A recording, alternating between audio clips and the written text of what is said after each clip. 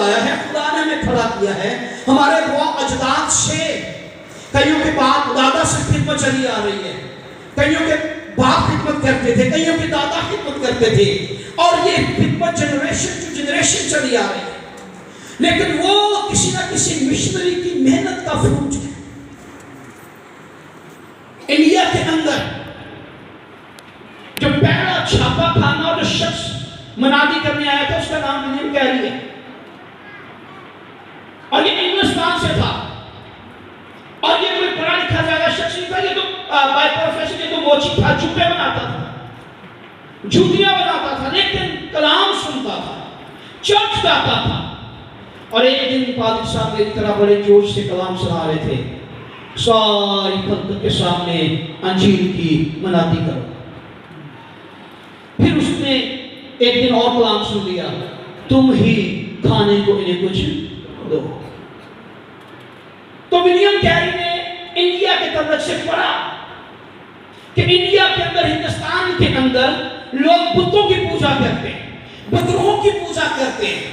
تو وہ اپنے پادری کے پاس گیا اور کہنے لگا, پادری صاحب انڈیا کے اندر لوگ مر رہے ہیں, لوگ بتوں کی پوجا کرتے ہیں, بتوں کی پوجا کرتے ہیں, ہمیں وہاں پہ جانا چاہیے.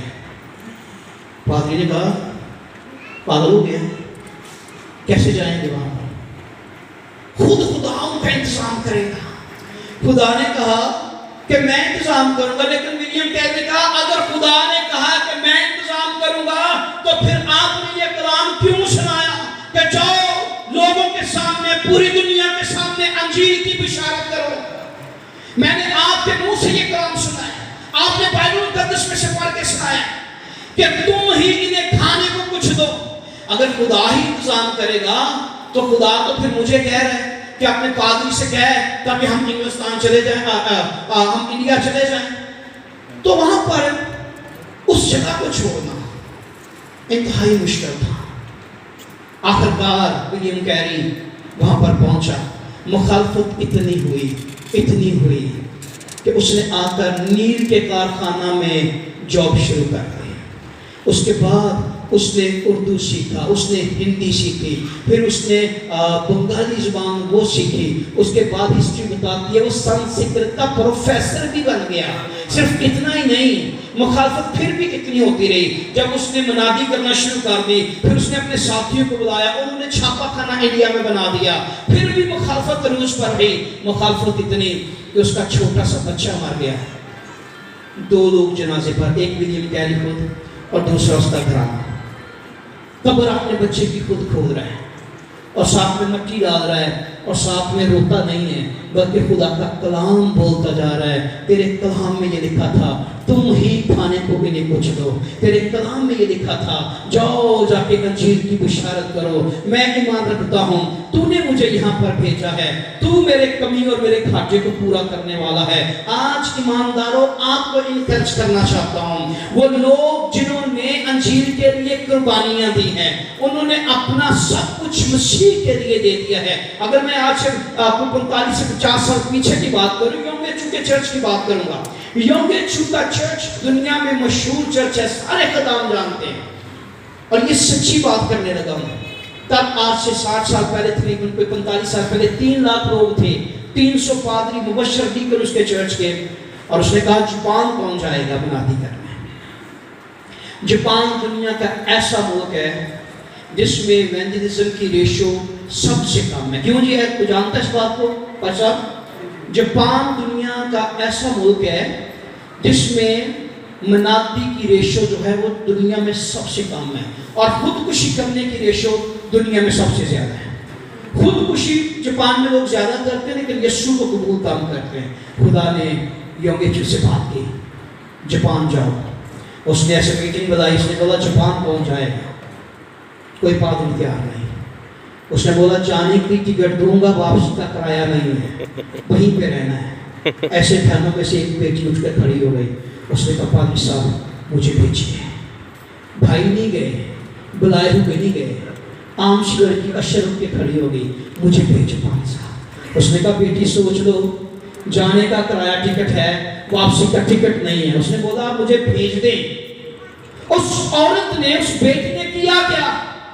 کلام وہ نہیں سنا سکتی, پڑھی لکھی ہے، چرچ کی ریگولر ممبر ہے، لیکن بلائی ہوئی نہیں ہے، چرواہے کی خدمت نہیں ہے، نبیہ کی خدمت نہیں ہے، پاسٹر وہ نہیں ہے، مبشرہ وہ نہیں ہے، لیکن جذبہ ہے مسیح کے لیے جیسے اس عورت کا تھا۔ اس کے پاس عطر تھا، اس نے مسیح پر آقا ڈال دیا۔ اس لڑکی نے اپنا آپ پیش کر دیا، میں جاپان جاؤں گی۔ اور وہ بتاتے کیا ہیں، جا کے کس طرح کی بڑی بلڈنگ میں اپارٹمنٹ دے دیا، کمرہ دے دیا۔ کرتی کیا تھی؟ مناتی نہیں کرتی تھی، کیونکہ انجیل سنا نہیں سکتے۔ وہ ہر روز بلڈنگ کے باہر سیڑھیوں پر کھڑی ہو جاتی، اور وہ بڑی بلڈنگ تھی جیسے پلازا ہوتا ہے، لوگ اپنا سامان لیتے اوپر جاتے، وہ لوگوں کہتے please let me help you, میں آپ کی مدد کرتی ہوں۔ ان کا سامان اٹھا اٹھا کے ان کے کمروں تک پہنچاتی۔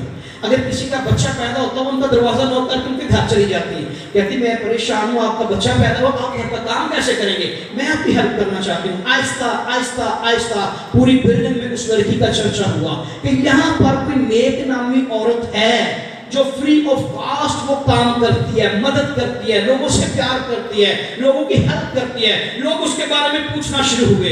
ایک روز اسے سب نے بلایا، بیٹی تو کون ہے، تو کہاں سے آئی ہے، تو کیا کرتی ہے؟ اس نے بولا میں بتاؤں گی، آپ میرے گھر چائے پر آؤ۔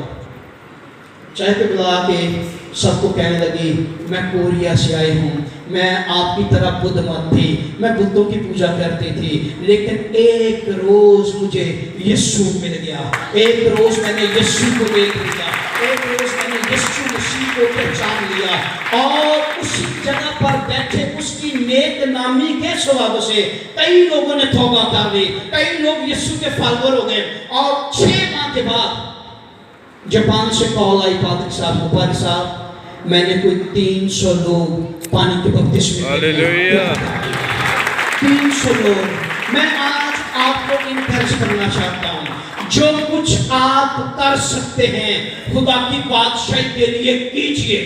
جتنی ہمت، جتنی طاقت، جتنی مساعد خدا نے آپ کو دی ہے۔ آپ جوان ہیں، آپ بوڑھے ہیں، لیکن سوچئے خدا نے آپ کو یہ ایام دیے ہیں، یہ زندگی دی ہے، آپ کس کے لیے انہیں استعمال کر رہے ہیں؟ خدا نے آپ کو طاقت دی ہے، خدا نے آپ کو علم دیا ہے، خدا نے نالج دیا ہے۔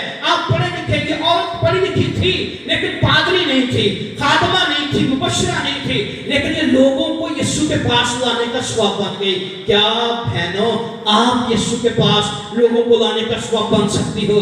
کیا میرے بھائیو آپ لوگوں کو یسوع کے پاس لانے کا سبب بن سکتے ہیں؟ کیونکہ جو کچھ آپ کریں گے خدا کی بادشاہی کے لیے کلام کے مطابق آپ اس کا اجر کبھی نہ کھوئیں گے۔ خدا آپ سب کو اپنے کلام کے وسیلہ سے برکت بخشے۔ Thank you so much.